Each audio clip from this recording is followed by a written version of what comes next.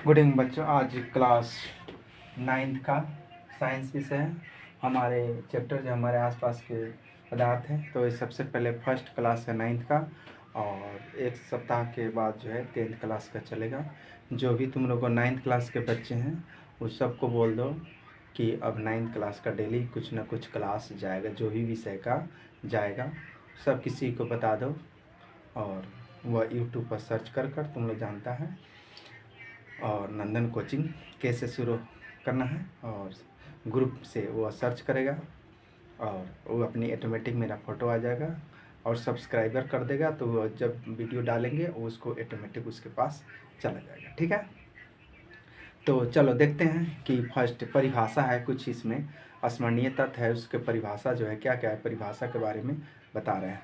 देखो ध्यान से, सबसे पहले है कि पदार्थ। तो पदार्थ है कि पदार्थ का परिभाषा, पदार्थ किसे कहते हैं, यानी देखो, तो सबसे पहले पदार्थ कोई वस्तु जिसमें समवहित हो या स्थान घेरती हो पदार्थ कहलाता है। छोटे छोटे कणों और बना होता है। कोई भी वस्तु जो स्थान घेरे उसको हम पदार्थ कहते हैं, उसको क्या कहते हैं, पदार्थ कहते हैं। समझ में? अगला है विसरण। विसरण किसे कहते हैं? तो दो पदार्थों के कणों का आसपास में अंतः मिश्रण को विसरण कहा जाता है। मान ली कि यहाँ पर विसरण, कोई कुछ रख दो, चाय या गर्म करके रख दो, तो यह हवा में एक संवहन हो जाता है, एक मिश्रण हो जाता है। या हवा देखता है कि मिश्रण है, अनेक को कोई गंध उंध आता है तो मिश्रित हो जाते हैं, विसरण हो जाता है। तो इस प्रकार ऐसे पदार्थ, दो पदार्थों की कणों का आपस में अंतः मिश्रण विसरण कहलाता है। जैसे मान ली कि ऑक्सीजन H2O, जल और ऑक्सीजन, जल H2O, हाइड्रोजन और ऑक्सीजन मिलकर जल बनाते हैं, दो कण। समझ में? तो इससे विसरण कहें। अगला है ठोस। तो ठोस समझता है जो चीज, जिस वस्तु का आकार निश्चित है, अपना अवस्था नहीं बदलता है, उसी को हम ठोस कहते हैं। तो जो बज्जड़ सामान है, जो मान ली कि जो अपना आकार नहीं बदलता, समझ सकता है कि उसका आकार निश्चित होता है। तो वे पदार्थ जिनका आकार निश्चित होता है, कठोर होते हैं, उन्हें संपीड़ित नहीं किया जा सकता, ठोस पदार्थ कहलाता है। ठोस के कणों की गतिज ऊर्जा न्यूनतम होती है। ठोस के कणों की गतिज ऊर्जा क्या होता है? न्यूनतम होता है। अगला है गतिज ऊर्जा। तो गतिज ऊर्जा किसी वस्तु में उसकी गति के कारण यानी संचित ऊर्जा को गतिज ऊर्जा कहते हैं। ये उसमें संचित ऊर्जा जब रहता है तो उसको क्या कहते हैं? जैसे गतिज ऊर्जा कहते हैं। मैंने उसमें ऊर्जा भरा हुआ है, जैसे उसको स्टार्ट करेगा वो छोड़ेगा, वह जो है चल्यमान हो जाएगा। आगे फिर विस्तार से बताएंगे। आगे तरल, यानी तरल का मतलब द्रव। तो द्रव क्या होता है? जो अपना आकार बदलता है। तरल क्या है? द्रव क्या है? जो अपना आकार बदलता है, जिसका आकार निश्चित नहीं है। तरल क्या? द्रव। पानी है, तेल है, अपना आकार जैसे जिस वस्तु में डालेगा उसका आकार वह धारण कर लेगा, तो उसी को क्या कहते हैं? द्रव कहते हैं, यानी तरल कहते हैं। तो फिर इसमें क्या करें?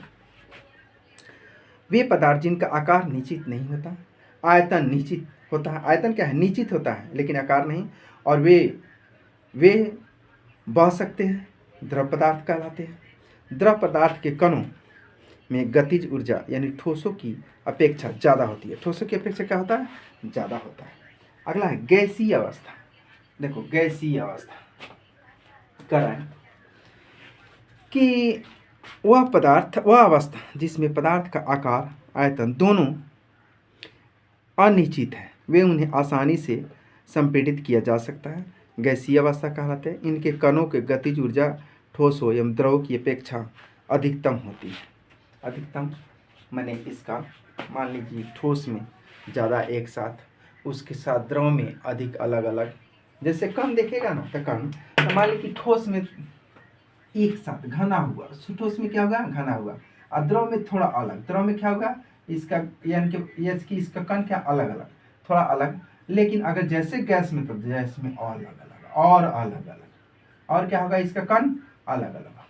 तो ये तीनों पदार्थ अलग अलग होते हैं, तीनों ठोस, द्रव और गैस।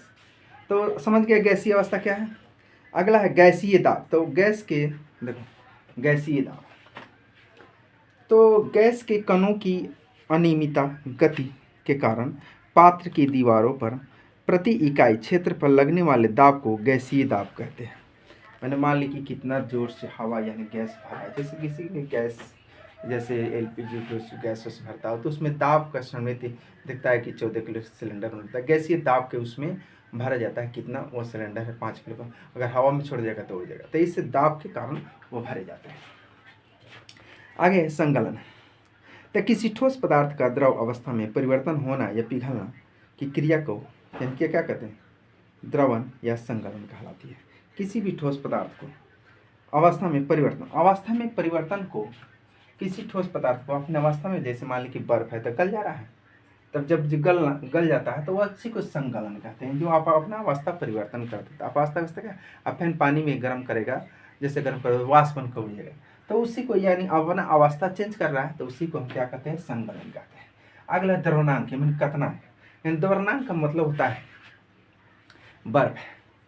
तो जो वस्तु चाहे प्लास्टिक हो, जिस टेम्परेचर पर, जिस तापमान पर गलना शुरू कर देगा उसी को गलनांक कहते हैं। उसी को क्या कहते हैं, द्रवनांक और गलनांक। यानी द्रव पदार्थ धारण करता है, मान लीजिए बर्फ है तो बर्फ जैसे बर्फ में रहेगा और बाहर निकालेगा गलना शुरू करेगा, ऑटोमेटिक है। और जैसे मान लीजिए कि बर्फ को गलाएगा, चाहे तुमको देखता है कि गर्मी में नारियल तेल चाहे जो भी है, उसके बाद डालडा, तो ये सब जितना अवस्था टेम्परेचर में जैसे, तो उसी कितना टेम्परेचर पर गला उसी को वह द्रव यानी गलनांक कहते हैं। समझ में, द्रव और औस गलन। देखो इसमें क्या दे रहे हैं, वह लगभग जिस पर कोई ठोस, मैंने वह तापमान जिस पर कोई ठोस द्रव में बदल जाता है उसी को द्रवनांक या गलनांक कहते हैं। ठीक है। आगे गुप्त ऊष्मा। देखो तो ऊष्मा की वह मात्रा जो बिना ताप या परिवर्तन के किसी ठोस द्रव में या किसी द्रव को कण में बदलते हैं और अवशोषित होते हैं और आवश्यकता होती है, गुप्त ऊष्मा कहलाती है। अब मान लीजिए देखो, जैसे ऊष्मा की गुप्त ऊष्मा जैसे मान लीजिए कि भरा रहता है, जैसे भाप। तुम लोग आग जब जलता है तो इस तरह कहीं घूर तपा होगा, तब जैसे उसमें हाथ इधर से उधर कर लेगा तो चला जाएगा, ठीक है। लेकिन अगर तो ऊष्मा भाप बनता है, जहाँ पर भाप बनता है जोर से, तो वह एक जगह संपीड़ित रहता है। अब जैसे उसमें अगर थोड़ा सा भाप अगर कस कर लग जाएगा हाथों में, थोड़ा सा देखा होगा, तो तुरंत वो हाथ बाद बहुत देर बाद जो है वह बिसबिसाना शुरू कर देगा, वो अपना असर दिखाना। तो उसी को हम गुप्त ऊष्मा कहते हैं। क्या कहते हैं, गुप्त ऊष्मा कहते हैं। तो ठोस या देखो यानी ऊष्मा की वह अवस्था जिसमें बिना ताप परिवर्तन कि किसी ठोस को द्रव में या किसी द्रव को वाष्प में बदलने के लिए अवशोषित होता है, उसी को आवश्यकता, उसी को हम गुप्त ऊष्मा भी कहते हैं। समझ में, यानी कि कह रहा है कि उसमें मैंने बिना ताप परिवर्तन, कोई में इसमें ताप नहीं है लेकिन परिवर्तन हो जाता है, उसको कहते हैं गुप्त ऊष्मा। अगला है संगलन की गुप्त ऊष्मा। देखो संगलन की गुप्त ऊष्मा, देखो तो ऊष्मा की वह आवश्यक मात्रा जो किलोग्राम ठोस को वायुमंडल दाब पर बिना तापमान में परिवर्तन किए यानी तरल द्रव अवस्था में बदलती है, संगलन की गुप्त ऊष्मा कहलाती है। देखो गुप्त से मैंने कह रहा है कि देखो वह आवश्यक मात्रा जो किलोग्राम ठोस को वायुमंडलीय दाब पर बिना तापमान परिवर्तन, मान लीजिए कि यहाँ पर जैसे तुम लॉलीपॉप खाता है, तो जैसे वहाँ निकालेगा यहाँ रखता है कोई ताप, जैसे वो अपना समानांतर यानी वो अपना रूप दिखाना पिघलना शुरू हो जाता है कि नहीं जाता है, तो उसी को कहते हैं, क्या कहते हैं, यानी कि संगलन की गुप्त ऊष्मा। आगे क्वथनांक। अब देखो यहाँ पर द्रवणांक या गलनांक। क्वथनांक का मतलब होता है, देखो जो जिस ताप पर वह बर्फ बनना शुरू हो जाए, क्या बनना चाहिए, बर्फ बनना शुरू हो जाए, उसी को क्वथनांक कहते हैं। यानी वह तापमान जिस पर कोई द्रव्य समान वायुमंडलीय दाब पर गैसीय अवस्था में परिवर्तन हो जाता है, वह देखो अब इसमें देखो, इसमें नहीं, वह नहीं, दूसरा सवाल है, यानी गैसीय अवस्था में परिवर्तन हो जाता है। यहाँ तो गलने की अवस्था है कि बर्फ जब गलता है तो द्रवणांक या क्वथनांक कहते हैं, जिस ताप पर। और क्वथनांक का मतलब हुआ जिस ताप पर मैंने पानी गर्म करता, जब से भाप बनकर उड़ना शुरू कर जाए तो उसी को हम कहते हैं क्वथनांक। उसको क्या कहते हैं, यानी कि क्वथनांक कहते हैं। समझ में। तो अगला है देखो ध्यान से, बॉइलिंग पॉइंट यानी भाप, तो वाष्पन, वेपोरेशन उसको क्या कहते हैं, वेपोरेशन, वाष्प, तो वाष्प को क्वथनांक कहते हैं, वाष्प को क्या कहते हैं, क्वथनांक कहते हैं। अगला है वाष्पन या वाष्पीकरण। देखो वह क्रिया जिसमें वाष्पन या वाष्पीकरण, देखो ध्यान से, वह क्रिया जिसमें कोई द्रव क्वथनांक से कम तापमान पर वाष्प में परिवर्तन हो जाता है, यानी वाष्पन कहलाता है। यह क्रिया द्रव के तरल पर ही होती है। जैसे मान ली कि वाष्पन की प्रक्रिया, जैसे कपड़ा उपड़ा तुम कहीं पर पसार देता है, तो वहाँ पर कोई तापमान नहीं था, घर में भी पसार देगा तो वह धीरे धीरे क्या हो जाता है, सूख जाता है, वाष्प हो जाता है कि नहीं, वह धीरे धीरे कपड़ा सूख जाता है। अगले वाष्पन की गुप्त ऊष्मा। अब देखो वाष्पन की गुप्त ऊष्मा यानी 1 केजी में द्रव को बिना ताप में परिवर्तन किए गैस में परिवर्तन करने के लिए आवश्यक ऊष्मा की मात्रा को वाष्पन की गुप्त मात्रा कहते हैं। 1 किलो द्रव यानी कि बिना तापमान पर मैंने किस प्रकार वो परिवर्तन हो जाता है, उसी परिवर्तन अवस्था को हम ऊष्मा की मात्रा कहते हैं। उस क्या कहते हैं, ऊष्मा की मात्रा कहते हैं, समझ में, यानी गुप्त ऊष्मा कहते हैं। क्या कहते हैं, गुप्त ऊष्मा कहते हैं। अगला है ऊर्ध्वपातन। किसी ठोस को गर्म करने पर सीधे गैसीय अवस्था में परिवर्तन करने की क्रिया को ऊर्ध्वपातन। मान लीजिए कि कोई चीज गर्म नहीं करे, गर्म करें तो बिना ठोस में परिवर्तन हुए सीधे गैस रूप धारण कर लेता है। क्या कर लेता है, गैस का रूप धारण कर लेता है। उसी को हम क्या कहते हैं, यानी कि हम ऊर्ध्वपातन कहते हैं। क्या कहते हैं, ऊर्ध्वपातन। समझ में आ गया। तो अगला ये इतना ही परिभाषा, यह फर्स्ट पार्ट है चैप्टर का, और पार्ट यह 1 है। पार्ट क्या है, पार्ट 1 है। और इसी तरह धीरे धीरे तुम लोग को 9th क्लास के जो भी सब्जेक्ट है, साइंस, उसके बाद मैथ, यह विषय है, अनेक विषय धीरे धीरे चलता रहेगा। थैंक यू बच्चों।